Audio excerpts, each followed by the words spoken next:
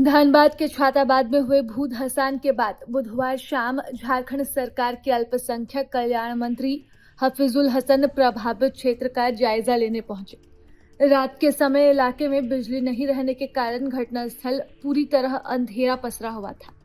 मंत्री ने खुद ही टॉर्च की रोशनी के सहारे भूधंसान प्रभावित क्षेत्र का निरीक्षण किया और मौके पर मौजूद लोगों से स्थिति की जानकारी ली।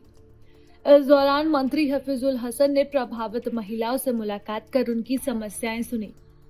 महिलाओं ने भूधंसान के कारण हुए नुकसान और अपने आशियाने उजड़ने की स्थिति से उन्हें अवगत कराया। मंत्री ने उन्हें भरोसा दिलाया है कि सरकार जल्द ही स्थिति पर काम करेगी और इस पूरे मामले को वह गंभीरता से ले रही है। सरकार उनके आशियाने दोबारा बना कर देगी। मंत्री ने स्पष्ट कहा है कि जब तक भूधंसान पीड़ितों को मुआवजा नहीं मिल जाता तब तक छाताबाद में आउटसोर्सिंग का काम शुरू नहीं होने दिया जाएगा। उन्होंने कहा कि इलाके में कोयला चोरी के कारण स्थिति और गंभीर हुई है।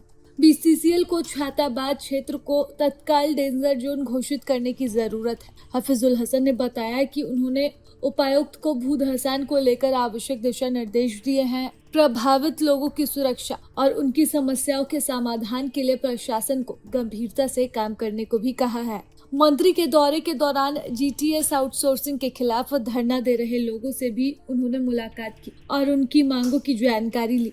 उन्होंने कहा कि प्रभावित लोगों के हितों की अनदेखी नहीं की जाएगी और सरकार उनकी समस्याओं के समाधान के लिए जरूरी कदम उठाएगी। अभी मैं जब यहाँ आ रहा था तो इससे पहले मैं डीसी साहब से बात किया। डीसी साहब को सख्त निर्देश दिए और उन्होंने भी आश्वासन दिया कि मैं डीटीएमएस को लेटर लिखूंगा और जो डेंजर जोन है उसको डेंजर जोन घोषित करते हुए आगे का कार्रवाई करें। मुझे बहुत सारा चीज मालूम यहाँ होगा। मैं पहली बार इस क्षेत्र में नहीं, एक दो बार पहले भी आया हूँ, लेकिन दूसरे कार्य के भी आया। धनबाद में क्या हो रहा है क्या नहीं ये सब जानता। यहाँ कोयला का किस तरह का कांड हो रहा है। अभी हमारे मुखरा चाचा ने ये बोले कि जब झारखंड पुलिस एक्टिव हुआ है तो चोरी बंद होगा।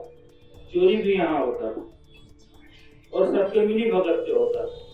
मैं आपको विश्वास दिलाता हूँ कि चोरी भी बंद होगा और मुआवजा भी आपको मिलेगा और जो वहाँ सर्वे भी होगा और जब तक नहीं होगा तब तक यहाँ काम भी चालू नहीं होगा। मैं आपके दुर्दर्द को समझता हूँ कि यहाँ क्या जरूरत है क्या जरूरत नहीं है। कार्यों का शक्ति का प्रदर्शन कार्यों से होता न कि शब्दों से।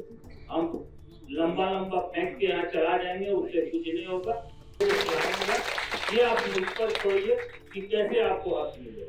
अभी यहाँ वार्ड साहब जो है इन्होंने भी एक मांग पत्र दिया। जितना टॉपिक ये लिखे हैं उतना टॉपिक में पहले ही बात करके आया। मैं डीसी साहब से पहले भी बात कर चुका। जो टॉपिक आप देख रहे हैं वो बोले कि अगर वहाँ जा करके आप अगर फोन से भी बात कीजिएगा तो हम बात करेंगे। तो बात करके को दिखाने का कोई मुझे जरूरत नहीं कि हम डीसी से बात कर रहे हैं। ये कर रहे हैं।